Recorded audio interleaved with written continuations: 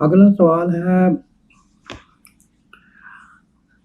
वो कौन कौन से काम हैं जो आम इंसान नहीं जानता कि ये शिर्क है। देखिए, सबसे बड़ी बात यह है कि बहुत से मुसलमानों को ये नहीं पता। ज़्यादातर मुसलमानों को यही पता है कि भाई हमने कोई बुत बना लिया और हम उसकी इबादत नहीं कर सकते, हम इसको खुदा नहीं मान सकते हैं।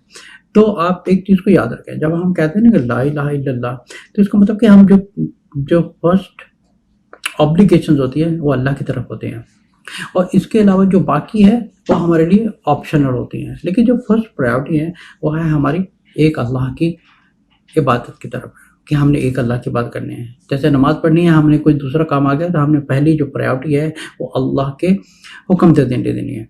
लेकिन इसमें जो बहुत से मेजॉरिटी मुसलमानों को इस बात का नहीं पता कि जो सबसे बड़ा एक छुपा हुआ शिर्क है, जो हम नाउज़ बिल्लाह एक अल्लाह को सेकेंडरी रख देते हैं और उसको पहले नंबर पर रख देते हैं, वह है इंसान का खुद का नफ्स। इंसान के नफ्स को ओबे करना अल्लाह के हुक्म के ऊपर, ये भी एक छुपा हुआ एक शिर्क है। लेकिन ये शिर्क हर मुसलमान में तकरीबन हर मुसलमान में ये चीज़ पाई जाती है।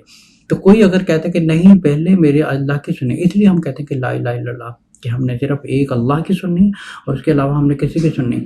और अल्लाह के मुकाबले में हमारे अंदर सबसे बड़ा जो भटकाने वाला है वो है हमारा खुद का नफ्स। जैसे सूरह बकरा की आयत नंबर 208 में अल्लाह ताला पढ़ते हैं, 208 में अल्लाह फरमाते हैं या अय्युहल्लज़ीना आमनू उदखुलू फ़िस्सिल्मि काफ़ा वला तत्तबिउ खुतुवातिश शैतान इन्नहु लकुम अदुव्वुन मुबीन। जैसे अपने आप को पूरा इस्लाम की तरफ लेके आएँ और शैतान के नक्शे कदम पे मत चलें।